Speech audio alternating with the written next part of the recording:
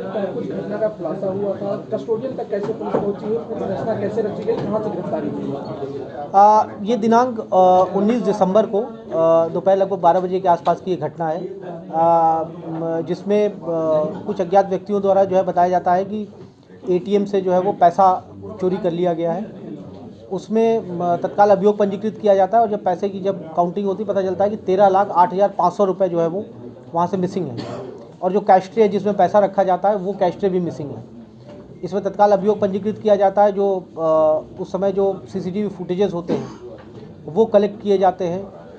वहाँ का जो इलेक्ट्रॉनिक और मैनुअल सर्विलांस के माध्यम से वहाँ के जो टावर डेटा है, टावर डंप है, वो वहाँ से कलेक्ट किया जाता है और उसके बाद फिर तत्काल इसमें टीमें गठित करके इसमें सरगर्मी से इसकी तलाश, जो अभियुक्तों की तलाश जो है वो शुरू कर दी जाती है। इसमें आज 3 अभियुक्तों की इसमें गिरफ्तारी हुई है, जिनका नाम है नौशाद अली, अभिषेक और आरिफ।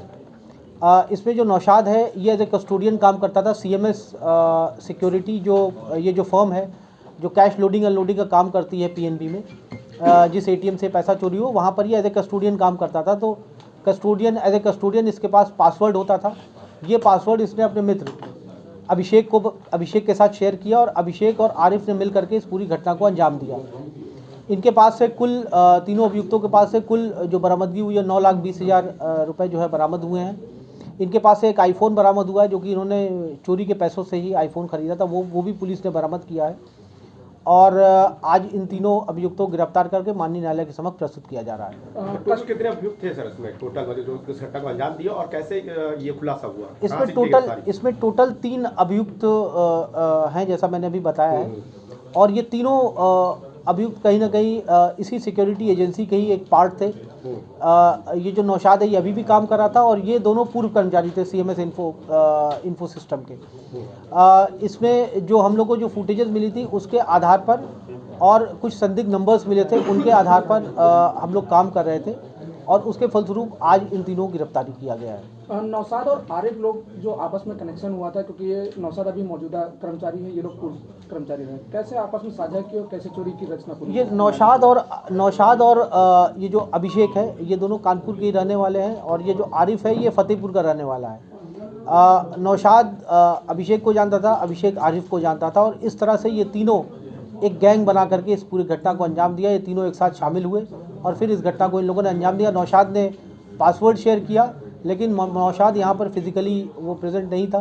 फिज़िकली ये अभिषेक और आरिफ आए थे और इस पूरी घटना को अंजाम दिया और फिर अंजाम देने के बाद ये लोग पैसे का आपस में ये लोग बंटवारा करके फिर अपने अपने गंतव्य स्थान की तरफ चले गए। बात की जाए पुरानी जो घटना एटीएम चोरी की रही है, इससे पहले क्या उस गैंग से भी थोड़ा संपर्क रहा है इन लोगों का, क्योंकि पहले भी इसी तरह की घटनाएं हुई हैं? नहीं, देखिए इस तरह एक जो पैटर्न देखने को मिल रहा है कि कहीं ना कहीं जो ये फर्म है इसके भी कर्मचारी जिनका प्रॉपर बैकग्राउंड चेकिंग नहीं होती है और इस वजह से ये कहीं ना कहीं संलिप्त होते इस तरह घटनाओं को अंजाम देते हैं।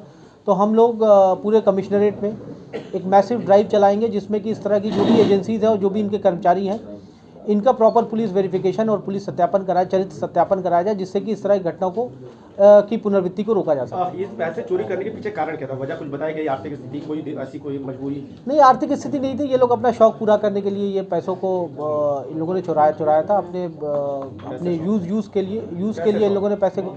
अब किसी का नौशाद का ये कहना था कि इसके कुछ पैसे उधार थे, उसको पैसे खरीदे थे।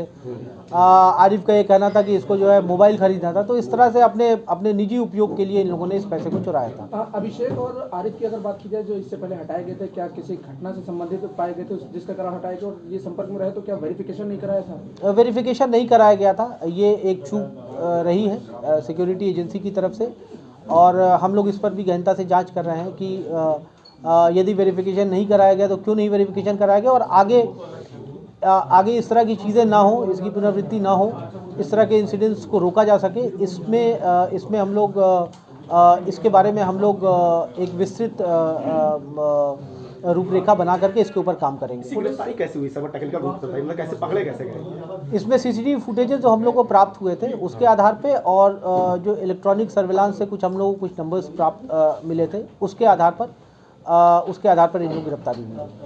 बात की जाए जिस तरीके से पुलिस अभियान चला रही थी, उन्होंने लापरवाही की घटना हुई, क्या कंपनी को भी पुलिस की तरफ से नोटिस जाएगा उनसे?